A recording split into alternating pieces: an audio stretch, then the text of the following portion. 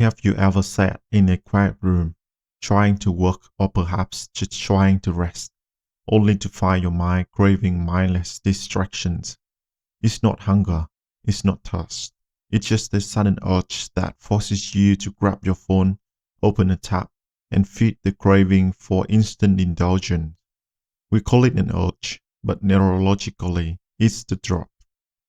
Your brain operates on anticipation.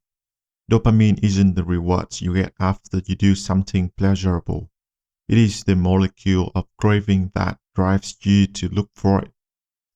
When you sit with a difficult task or face the moment of absolute boredom, your brain experiences a sudden deficit. The baseline drops. That itch is actually the discomfort of that drop. It's internal friction. Your nervous system dislikes this friction, so it's look for the fastest, lowest cost way to level the chemical baseline back up. In the past, raising that baseline required effort, hunting, building, or solving a complex problem. Today, the environment is different. Your brain has mapped out a shortcut.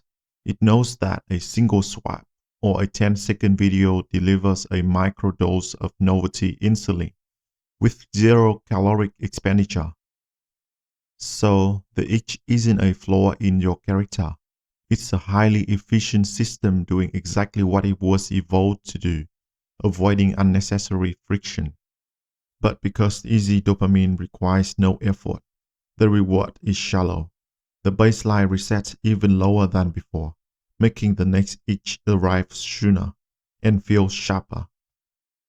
When you scratch it immediately, you aren't actually satisfying a need. You are training your brain to become less tolerant of the quiet spaces between stimulation. Understanding the itch changes how you respond to it. It isn't a command to action. It is simply a chemical transition state. It is just your brain realizing it is bored and asking you if you like to take the easy way out. You don't have to fight it. You just have to watch it pass. Think of the urge like a wave. When it first hits, it feels absolute. Your brain screams that the only way to relieve tension is to give in. But cravings are impermanent. If you can sit in the discomfort for just 2 to 3 minutes without acting on it, the wave peaks. The chemical spike begins to subside. You realize that the urge was a suggestion, not a mandate. You are the observer of the craving, not its prisoner.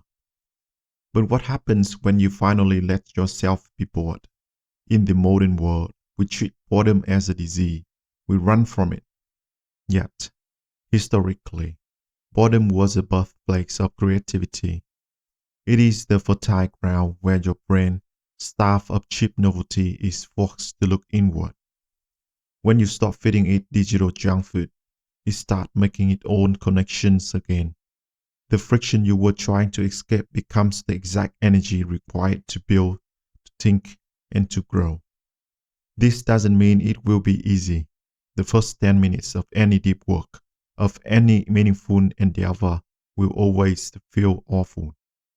Your baseline is low, and the task in front of you requires high effort. Your brain will throw every excuse at you. It will remind you of an email you need to send. It will conjure a random question you suddenly need to search. That is the resistance. You must expect it. You must welcome it. To win this battle, you cannot rely purely on willpower.